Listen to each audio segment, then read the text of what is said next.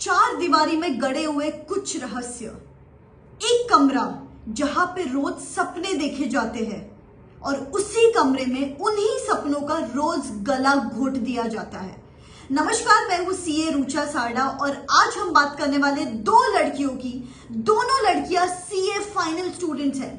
दोनों लड़कियां एक ही कमरे में कैद है। दोनों लड़कियों ने दुनियादारी से नाता तोड़ दिया है। फिर आखिर क्यों? एक लड़की दिन के खत्म होते होते 12 से 14 घंटे पढ़ पा रही है और दूसरी लड़की 5-6 घंटे भी नहीं पढ़ पा रही है।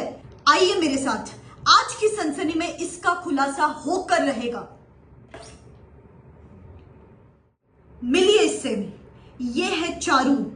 रोज सुबह सुबह सीए की मोटी मोटी किताबें अपने सामने फैलाकर रख देती है और ये दिल दहलाने वाली किताबें देखकर इसका सुबह सुबह उमड़ा हुआ जोश कहीं गुमराह हो जाता है। और मिलिए इससे, ये है रुचा। ये अपने स्टडी टेबल पर सिर्फ 2 किताबें रखती है। सिर्फ 2 किताबें देखकर वो दरिंदा डर इसके आसपास भी नहीं भटकता। अपने मोटे से सिलेबस को देखकर रोज चारू की रूह कांप उठती है। जब वो एफआर लेकर बैठती है तब उसको एएफएम का खौफ सताता है। जब वो एएफएम लेकर बैठती है तब उसको डीटी का खौफ सताता है। वही रुचा ने इस खूंखार से सिलेबस को छोटे छोटे टुकड़ों में बांट दिया है। उसे पता है अगले 2 घंटे में किस काम को अंजाम देना है, आज किस काम को अंजाम देना है। इसीलिए उसके मन में शक की कोई गुंजाइश नहीं। एक ही कमरे में 4-4 महीने बिताना, 12 से 14 घंटे पढ़ाई करना, अपनी ख्वाहिशों का रोज गला घोटना, इसीलिए चारू का जोश मौत के घाट उतर रहा है। इसी समस्या को सुलझाने के लिए रुचा ने एक चाल चली। हमारे कर्मचारियों ने रुचा को मार्केट में देखा, कलरफुल पेन्स और स्टिकी नोट्स खरीदते वक्त। वो ही कलरफुल पेन्स और स्टिकी नोट्स जो वो पढ़ाई करते टाइम इस्तेमाल करती है। इससे उसका पढ़ाई में मन बहलता है और वो पढ़ाई करने के लिए विचलित हो जाती है। एक ही कमरे के एक ही डेस्क पर बैठकर एक ही तरीके से पढ़ाई करते करते चारू एक पीड़िता बन चुकी है। उसका दिमाग इधर उधर भटकते रहता है। उसे नींद आती है। क्या ये शनि का साया है या किसी की माया है? यही समस्या रुचा को 1 हफ्ते पहले हो रही थी। उसके बाद रुचा ने हर कदम फूक फूक कर रखना शुरू कर दिया। एक ही तरीके से पढ़ाई ना कर कर उसने अलग अलग तरीके से पढ़ाई करना शुरू कर दिया। कभी बोलकर, कभी खुद को समझाकर, कभी घूमकर, यहां तक कि आईने के सामने जाकर खुद को समझाकर पढ़ना शुरू कर दिया। इससे उसने आलस और सुस्ती को दफना दिया।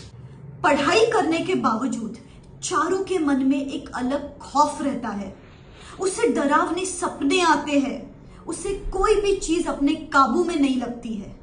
पढ़ाई को अपने वश में करने के लिए रुचा ने हर कॉन्सेप्ट का पोस्टमार्टम करना शुरू कर दिया। इससे बड़ी बड़ी चीजें बेपर्दा हो गई और रुचा का आत्मविश्वास शिखर पर पहुंच गया। मौका वारदात पर जब पुलिस पहुंची तब चारू के माँ बाप ने पुलिस से कहा कि चारू तो पढ़ाई कर रही है, लेकिन जब पुलिस ने चारू के कमरे में कदम रखा तब उन्हें एक अविश्वसनीय दृश्य दिखाई दिया। चारू एक चक्रव्यूह में फंस चुकी थी।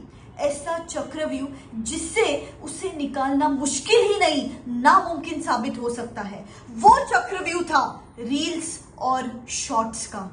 इसी रील्स और शॉर्ट्स की साजिश से बचने के लिए रुचा ने अपना फोन स्विच ऑफ करके अपनी मां नंदिनी के हाथ में सौंप दिया है। ना रहेगा बांस, ना रहेगी बांसुरी।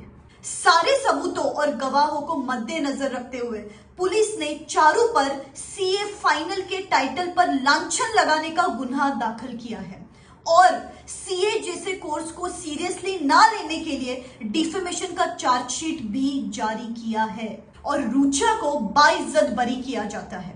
मिलेंगे फिर से एक नए केस के साथ, एक नई वारदात के साथ। Till then, this is me CA Rucha Sarda signing off. Bye bye. वैसे आप चारू हो या रुचा हो, comment in the comment section below.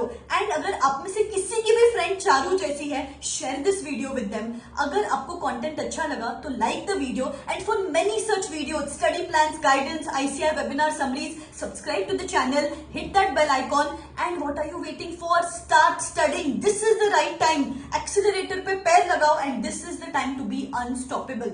अगर आपको मुझसे पर्सनली बात करनी है तो you can register for the instant phone call session. Description box में लिंक दे रही हूँ, go check it out and believe in yourself. This is me signing out. Wish you all the best. Tada.